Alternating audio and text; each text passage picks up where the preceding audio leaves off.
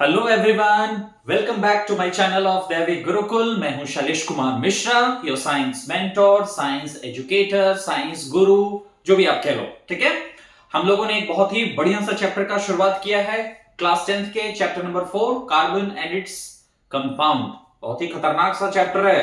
ठीक है, बहुत सारे बच्चों को डर लगता है इस चैप्टर से, सर कितना भी पढ़ लो कुछ भी नहीं समझ में आता है। बट अगर मैं पढ़ाऊंगा, अगर शैलेश सर पढ़ाएंगे, आपको जरूर समझ में आएगा। तो फटाफट नहा के, पूजा पाठ करके, नाश्ता करके बैठ जाइए मेरे साथ और हम लोग शुरुआत करते हैं chapter carbon and its compound को। ठीक है, इसके पहले मैंने 2 वीडियोस में आप लोगों को बताया था कि कार्बन क्या है, और जो दूसरा वीडियो मैंने बनाया था उसमें आपको मैंने बताया था कि कैसे हम लोग कोवेलेंट मॉलिक्यूल्स का इलेक्ट्रॉन डॉट स्ट्रक्चर बनाते हैं। एक एक लाइन, एक एक टॉपिक जो एनसीईआरटी में दिया हुआ है उसको मैं कवर करूंगा। ठीक है, आज इस वीडियो में हम लोग डिस्कशन करेंगे अबाउट कोवेलेंट कंपाउंड्स क्या होते हैं एंड कोवेलेंट बॉन्ड क्या होता है। जैसे ही ये कोवेलेंट बॉन्ड का बात आता है तो बहुत सारे स्टूडेंट्स को पता ही नहीं रहता है कि भाई कोवेलेंट बॉन्ड क्या होता है, आयनिक बॉन्ड क्या होता है, और पढ़ते जा रहे हैं साइंस। तो साइंस को सिर्फ पढ़ना नहीं है, साइंस को कंसेप्ट के साथ पढ़ना है। अगर साइंस के कंसेप्ट्स आपके क्लियर हैं तो आप कभी भी साइंस में नहीं अटकेंगे। ठीक है, तो फटाफट कॉपी लेके रेडी हो जाएं, शुरुआत करते हैं आज का टॉपिक हम लोग, which is covalent compounds and covalent bond. ठीक है, तो सब कोई हेडिंग डालेंगे कोवेलेंट कंपाउंड।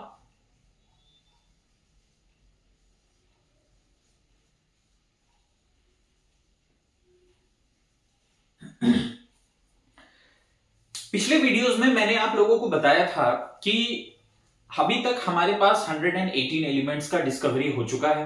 उस 118 एलिमेंट में से जो एक एलिमेंट है हमारा बहुत ही खास एलिमेंट, जिसको हम लोग कहते हैं कार्बन, उसको केमिस्ट्री में क्या किया गया, एक सेपरेट ब्रांच दे दिया गया। क्यों? क्योंकि कार्बन एक ऐसा अकेला एलिमेंट है जिसका more than 3 million compounds known है हमारे पास।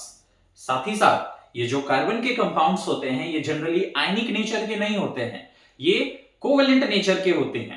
इसीलिए कार्बन और उसके कंपाउंड्स को अच्छे से स्टडी करने के लिए केमिस्ट्री में कार्बन को एक अलग ब्रांच दे दिया गया, जिसको हम लोग ऑर्गेनिक केमिस्ट्री के नाम से जानते हैं। तो पिछले वीडियो में मैंने आपको बताया था कि कार्बन के जितने भी कंपाउंड्स हम लोग जानते हैं वो जनरली किस नेचर के होते हैं, कोवेलेंट नेचर के। और कोवेलेंट कंपाउंड्स क्या होता है, जब एटम्स के बीच में इलेक्ट्रॉन्स का शेयरिंग होता है तो जो कंपाउंड का फॉर्मेशन होगा उसी कंपाउंड्स को हम लोग कहते हैं कोवेलेंट कंपाउंड्स। अगर इलेक्ट्रॉन का ट्रांसफर हो रहा है एक एटम से दूसरे एटम में तो उसको आयनिक कंपाउंड्स कहते हैं, जिसको इलेक्ट्रोवैलेंट कंपाउंड भी कहा जाता है। इसके बारे में मैंने मेटल्स और नॉन मेटल्स वाले चैप्टर में डिटेल में बताया है कि आयनिक कंपाउंड्स क्या होता है, आयनिक कंपाउंड्स का इलेक्ट्रॉन डॉट स्ट्रक्चर आप कैसे बना सकते हैं, और आयनिक कंपाउंड्स का कैरेक्टरिस्टिक्स क्या होता है। तो आयनिक कंपाउंड्स को समझने के लिए वो वाला वीडियो आप देख लीजिए। इस वीडियो में हम लोग डिस्कशन करेंगे अबाउट कोवेलेंट कंपाउंड्स क्या होता है। तो फटाफट मैं डेफिनेशन लिखता हूं पहले कि कोवेलेंट कंपाउंड्स क्या होता है। The compounds which are formed due to mutual sharing of one or more electrons between atoms of different element is called covalent compound।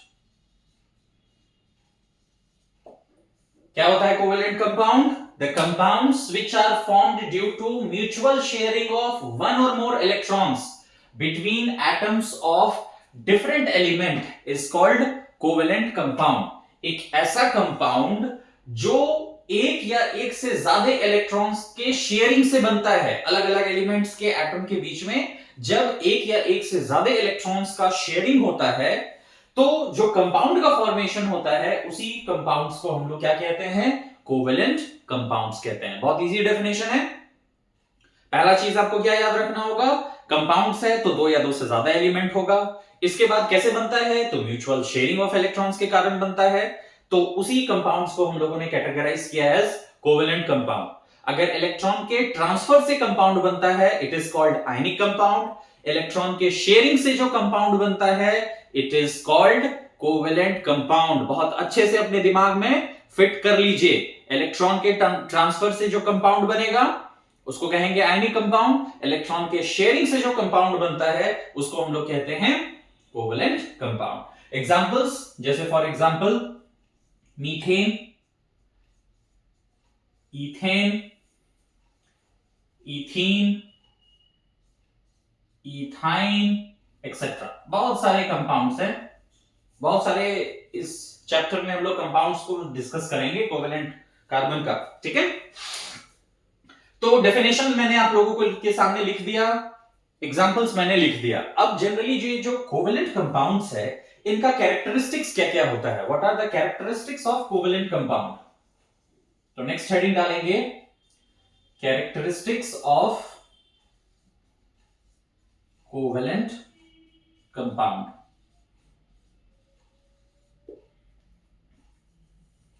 सबसे पहला कैरेक्टरिस्टिक जो डेफिनेशन में मैंने आपको लिखा उसी का थोड़ा सा पार्ट आएगा इसमें।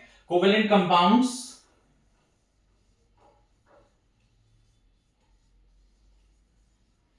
Are formed due to mutual sharing of electrons. Covalent compounds कैसे बनता है, जब हम लोग इलेक्ट्रॉन्स, एटम जब इलेक्ट्रॉन्स शेयर करता है तो जो कंपाउंड्स बनता है उसको हम लोग क्या बोलते हैं, कोवेलेंट कंपाउंड। तो पहला कैरेक्टरिस्टिक्स तो बहुत इजी है भाई कि कोवेलेंट कंपाउंड कैसे बनता है, due to it is formed due to the mutual sharing of electrons. दूसरा, covalent compounds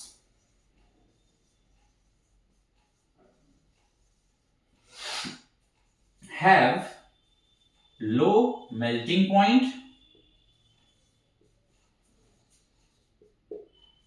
and boiling point।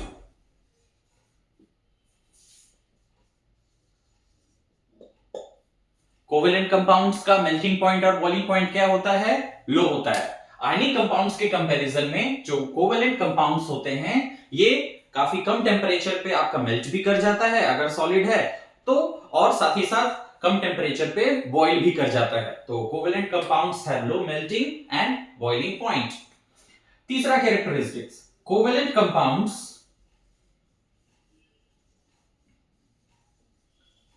Are non conductor of electricity. Covalent compound electricity को कंडक्ट नहीं करता है। बहुत इंपॉर्टेंट पॉइंट है आपको याद रखने के लिए कि covalent compounds are non conductor of electricity.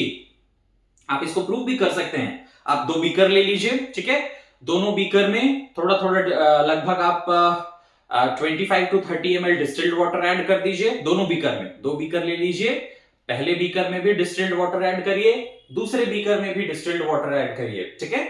अब जो पहला बीकर है उसमें आप थोड़ा सा हाफ टेबल स्पून नमक ऐड करिए, NaCl जो टेबल सॉल्ट होता है उसको ऐड करके सोल्यूशन बना लीजिए। और दूसरा जो बीकर है आपका उसमें आप थोड़ा सा ग्लूकोज सोल्यूशन बना लीजिए, मतलब ग्लूकोज ऐड करिए और उसका सोल्यूशन तैयार कर लीजिए। तो पहले वाले बीकर में आपने नमक मिलाया तो वो आपका आयनिक कंपाउंड का सोल्यूशन हो गया। दूसरे वाले बीकर में आपने ग्लूकोज का सोल्यूशन प्रिपेयर किया है विच इज कोवेलेंट कंपाउंड। अब इस दोनों बीकर में आप इलेक्ट्रोड्स को पुट करिए, इसके बाद जो इलेक्ट्रोड्स है उसको पावर सप्लाई के साथ कनेक्ट कर दीजिए और एक बल्ब लगा के एक स्विच को डाल दीजिए। आप जैसे ही दोनों बीकर में स्विच को ऑन करेंगे आप देखेंगे कि जो नमक वाला सोल्यूशन है उसमें जो बल्ब है वो ग्लो करने लगेगा, लेकिन जो ग्लूकोज का सोल्यूशन है उसमें स्विच ऑन करने के बाद भी बल्ब नहीं जलेगा। क्यों नहीं जलेगा? बल्ब फ्यूज कर गया? नहीं, बल्ब ठीक है। Solution is a non conductor of electricity. जो ग्लूकोज है वो क्या होता है आपका कोवेलेंट कंपाउंड, और कोवेलेंट कंपाउंड क्या करता है, इलेक्ट्रिसिटी को कंडक्ट नहीं करता है, जिसके कारण जो बल्ब है वो आपका नहीं जला। नमक आयनिक कंपाउंड है, आयनिक कंपाउंड का aqueous solutions are good conductor of electricity, इसीलिए बल्ब उसमें जल गया। लेकिन कोवेलेंट कंपाउंड्स में बल्ब नहीं जलेगा। तो इससे ये प्रूव होता है कि ग्लूकोज जो कि कोवेलेंट कंपाउंड है, तो they are covalent compounds are non conductor of electricity. ठीक है, इसके बाद जो नेक्स्ट कैरेक्टरिस्टिक्स है आपका, covalent compound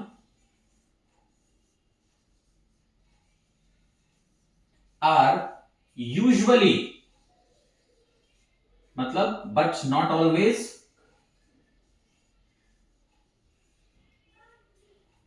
covalent compounds are usually insoluble in water.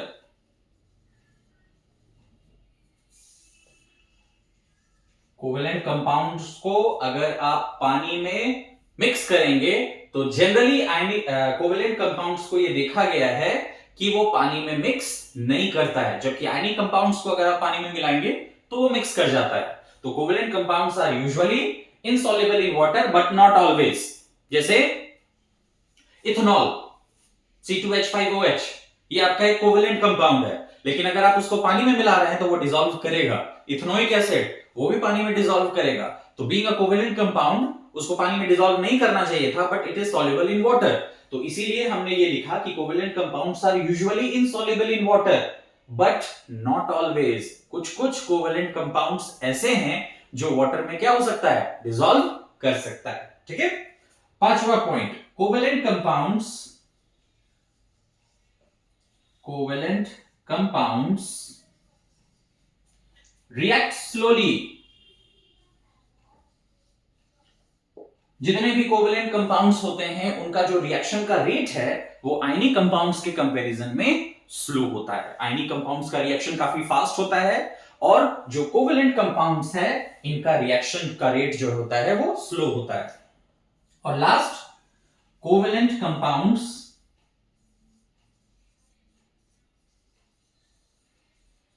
shows isomerism।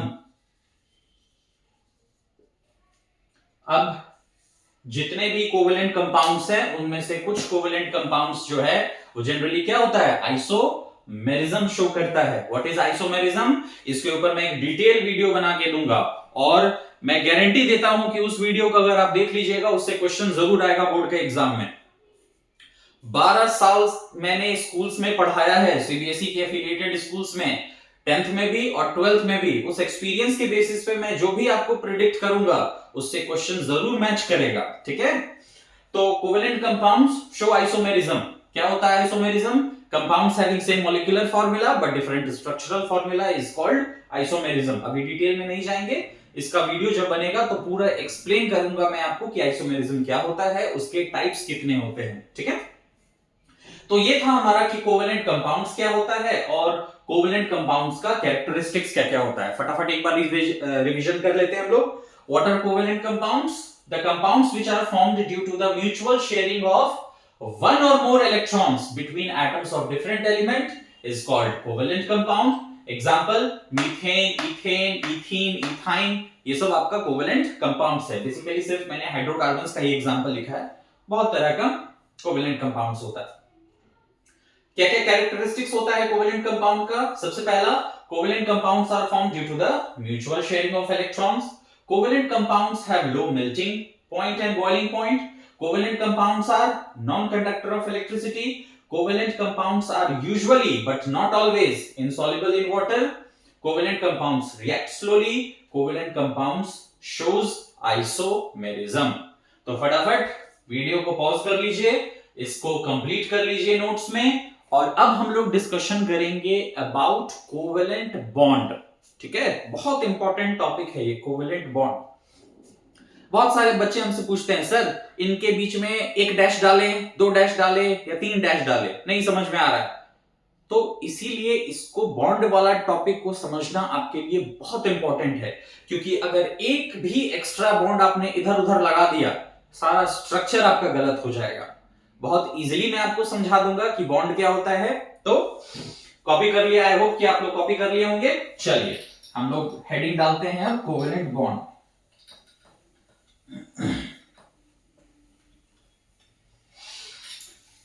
Covalent bond पढ़ाने से पहले मैं आपको थोड़ा सा बताऊंगा कि ये बॉन्ड एक्चुअली होता क्या है, ठीक है? तब फिर कोवेलेंट बॉन्ड के बारे में हम लोग डिस्कशन करेंगे। बहुत सारे बच्चों को पता ही नहीं रहता है कि ये बॉन्ड एक्चुअली होता क्या है।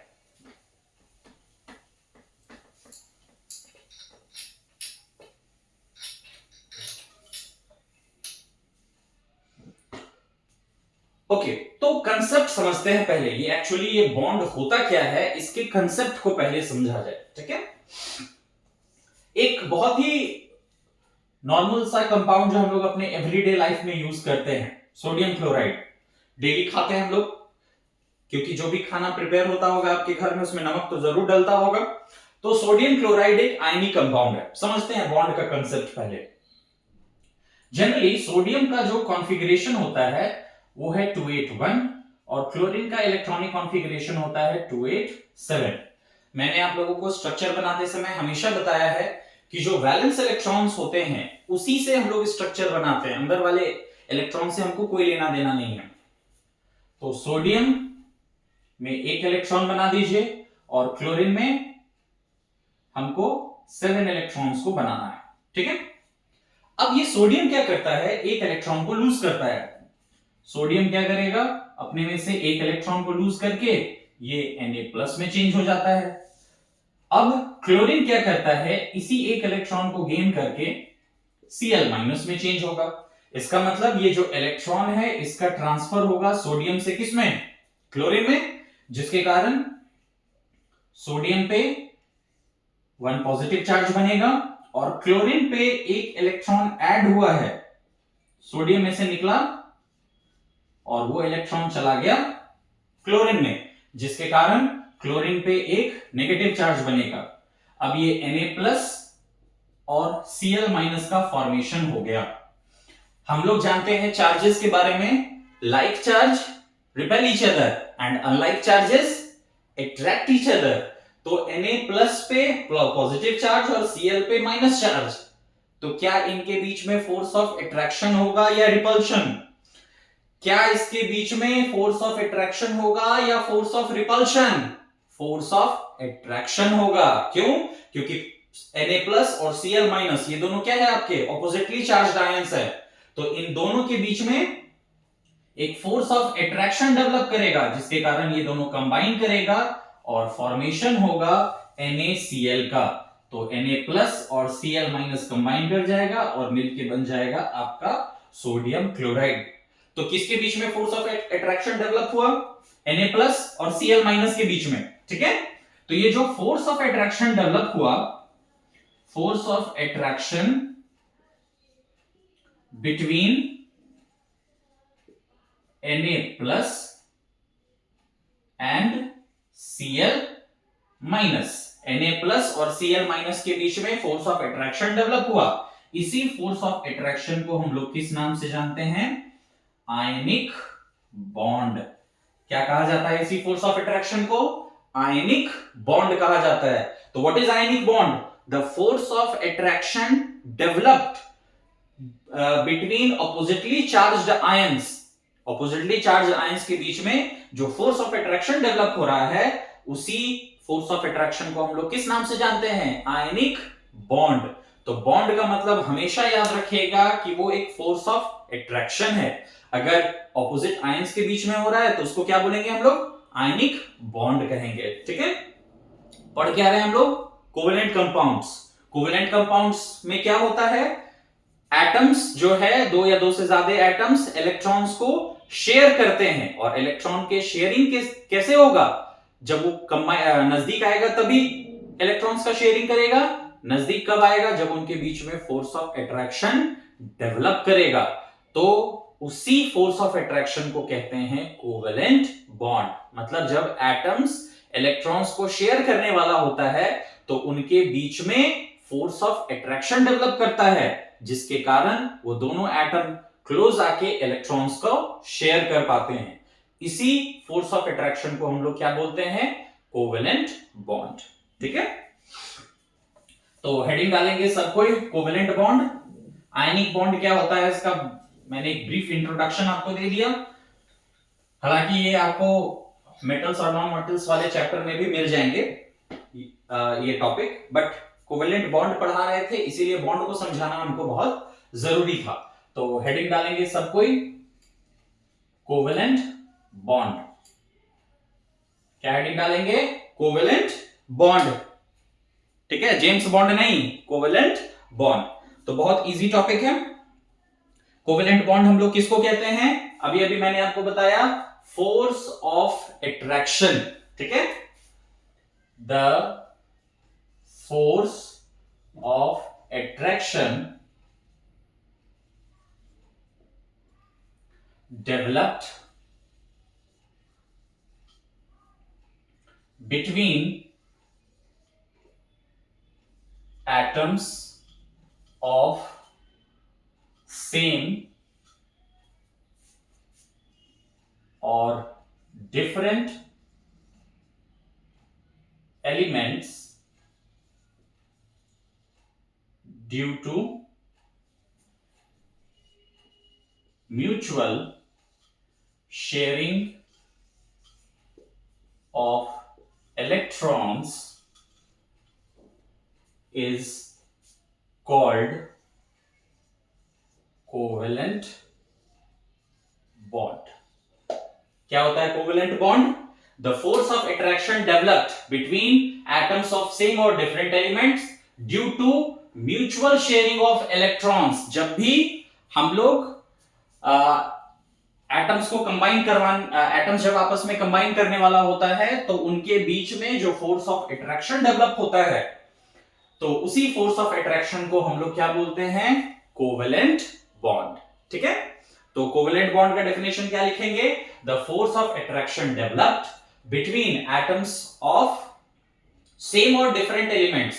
बिटवीन एटम्स जो है, कंबाइनिंग एटम्स भी आप कह सकते हैं, between combining atoms of same और different element. Combining atoms of same or different elements due to the mutual sharing of electrons is called covalent bond. ठीक है, तो ये जो कोवेलेंट बॉन्ड है इनका कैरेक्टरिस्टिक्स क्या क्या होता है? 3 कैरेक्टरिस्टिक्स होता है, वो भी मैं लिख दे रहा हूं। Characteristics of covalent bond. सबसे पहला, covalent bond are formed, covalent bonds are formed due to mutual sharing of electrons। ठीक है, कोवेलेंट बॉन्ड कैसे बनता है? Due to mutual sharing of electrons. जब भी इलेक्ट्रॉन्स शेयर करने वाला होता है एटम, तो उनके बीच में जो बॉन्ड बनता है उसी को हम लोग बोलते हैं कोवेलेंट बॉन्ड्स। ठीक है, कोवेलेंट बॉन्ड्स आर स्ट्रॉन्ग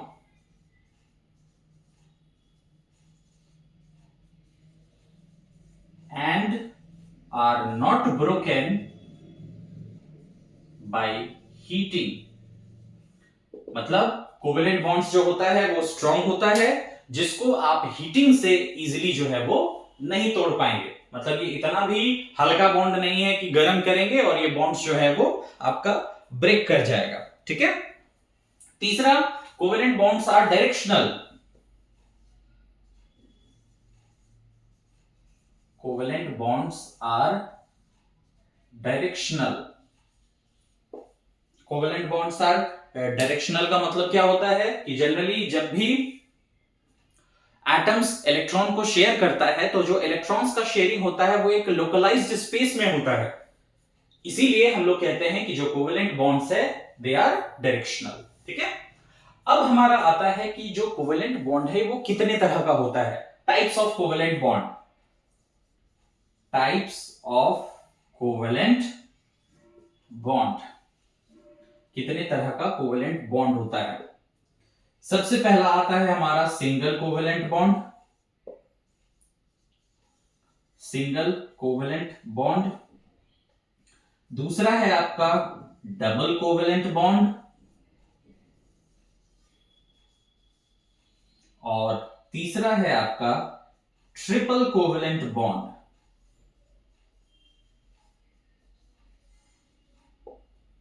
ठीक है, तो बेसिकली कितने तरह का कोवेलेंट बॉन्ड्स होता है? 3 तरह का, single covalent bond, double covalent bond and triple covalent bond. Single covalent bond कब बनता है? जब एक पेयर इलेक्ट्रॉन का शेयरिंग होता है।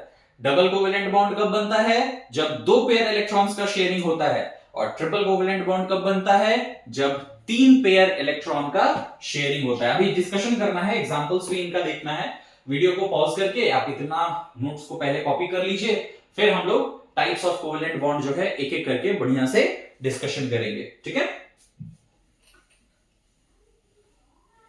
अभी तो चैप्टर ठीक से बिगिन भी नहीं हुआ है, अभी तो मैं सिर्फ आप लोगों को इंट्रोडक्शंस बता रहा हूं हर टॉपिक का।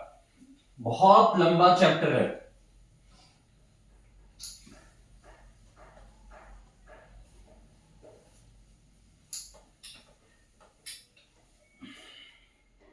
तो टाइप्स ऑफ कोवेलेंट बॉन्ड हम लोग को बढ़िया से डिस्कशन करना है, तभी आप सीख पाएंगे कि कैसे जो है हम लोग एटम्स के बीच में बॉन्ड लगाते हैं। ठीक है, तो हेडिंग है हमारा टाइप्स ऑफ कोवेलेंट बॉन्ड।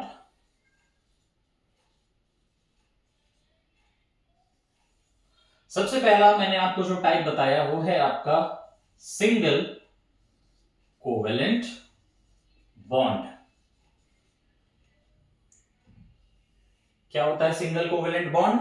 मैंने बताया अभी, एक ऐसा कोवेलेंट बॉन्ड जो एक पेयर इलेक्ट्रॉन के शेयरिंग से बनता है। मतलब 2 एटम है, इलेक्ट्रॉन को शेयर करेगा। कितना इलेक्ट्रॉन को शेयर करेगा? दोनों एटम एक एक इलेक्ट्रॉन को डाल देगा। तो एक एक इलेक्ट्रॉन को जो डालेगा तो वो क्या हो जाएगा? आपका 1 पेयर हो जाएगा। ठीक है, पहले डेफिनेशन लिख लेते हैं। The covalent bond which is formed by the mutual sharing of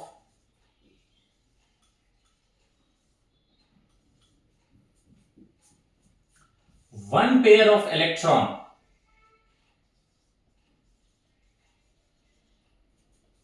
is called single covalent bond। क्या होता है सिंगल कोवेलेंट बॉन्ड? एक ऐसा कोवेलेंट बॉन्ड जो वन पेयर सिर्फ एक पेयर इलेक्ट्रॉन के शेयरिंग से बनता है। उसी कोवेलेंट बॉन्ड को हम लोग किस नाम से जानते हैं? सिंगल कोवेलेंट बॉन्ड कहते हैं। ठीक है, तो जनरली जो सिंगल कोवेलेंट बॉन्ड है, the single covalent bond is represented by, इसको इस तरह एक सिंगल डैश से रिप्रेजेंट किया जाता है।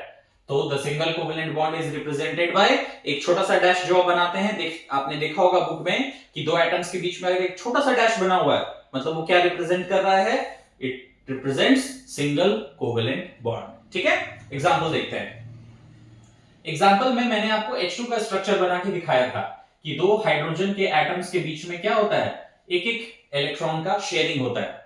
तो अब आप देख पा रहे होंगे कि ये जो 2 हाइड्रोजन का एटम है, इनके बीच में एक पेयर इलेक्ट्रॉन का शेयरिंग हो रहा है। और अगर एक पेयर इलेक्ट्रॉन का शेयरिंग हो रहा है तो उससे जो बॉन्ड बनेगा, क्या बोलेंगे उसको? Single covalent bond.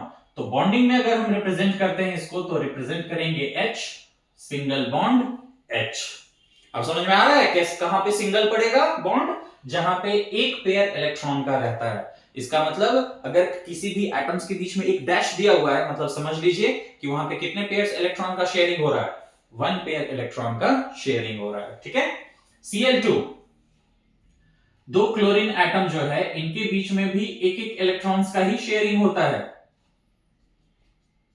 ये Cl2 का स्ट्रक्चर था। तो अब अगर इसको हम बॉन्डिंग में रिप्रेजेंट करेंगे तो ये होगा Cl बॉन्ड Cl। ठीक है, second, double covalent bond.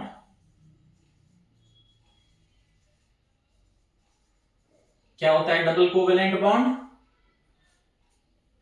Single covalent bond कैसे बनेगा? एक पेयर इलेक्ट्रॉन के शेयरिंग से। डबल कोवेलेंट बॉन्ड कैसे बनेगा? दो पेयर इलेक्ट्रॉन के शेयरिंग से। ठीक है, तो डेफिनेशन क्या लिखेंगे?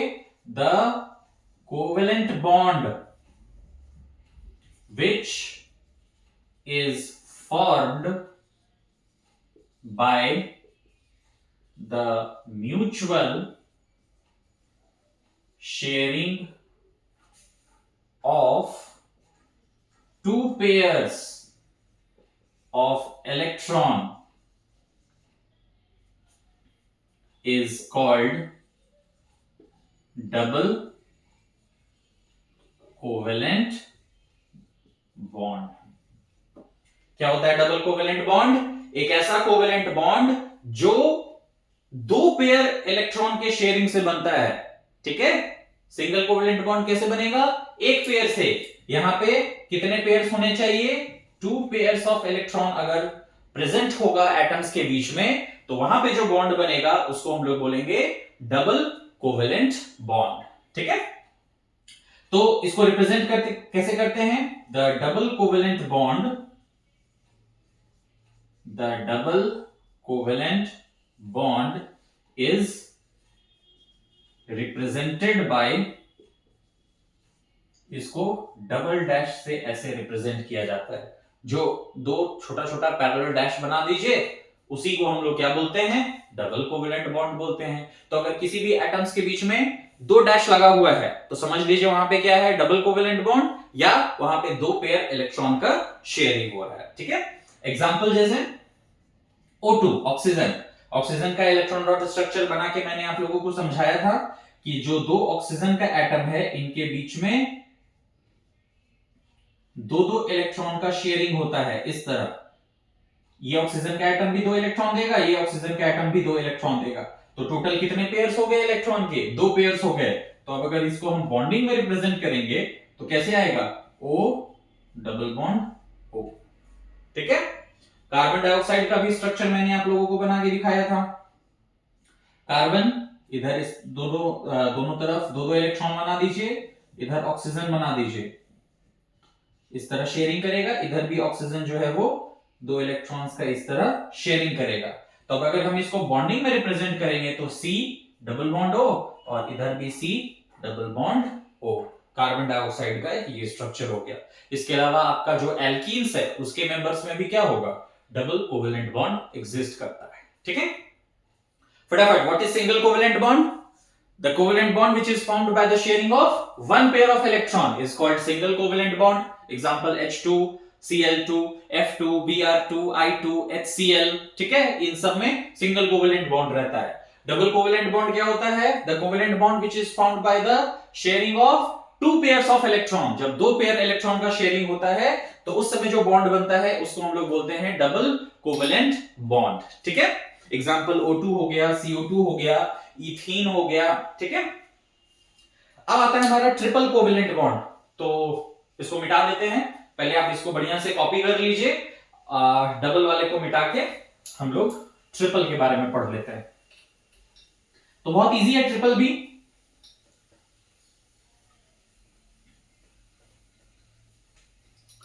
पूरे को मैं मिटा दे रहा हूं क्योंकि फिर बॉन्डिंग भी रिप्रेजेंट करके आप लोगों को दिखा दूंगा। जो पिछले वाले वीडियो में हम लोगों ने कोवेलेंट मॉलिक्यूल्स का इलेक्ट्रॉन डॉट स्ट्रक्चर बनाया था, उसको सारे स्ट्रक्चर को एक बार बॉन्डिंग से रिप्रेजेंट करके मैं दिखा दूंगा फिर से। ठीक है, थर्ड, ट्रिपल कोवेलेंट बॉन्ड। क्या होगा ट्रिपल कोवेलेंट बॉन्ड? अगर सिंगल कोवेलेंट बॉन्ड एक पेयर से बन रहा है, डबल कोवेलेंट बॉन्ड दो पेयर से बन रहा है, तो ट्रिपल कोवेलेंट बॉन्ड कितने पेयर से बनेगा? इजीली 3 पेयर्स ऑफ इलेक्ट्रॉन से बनेगा। ठीक है, so the covalent bond which is formed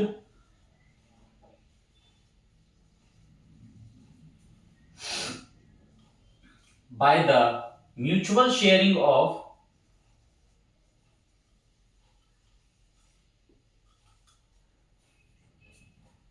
three pairs of electron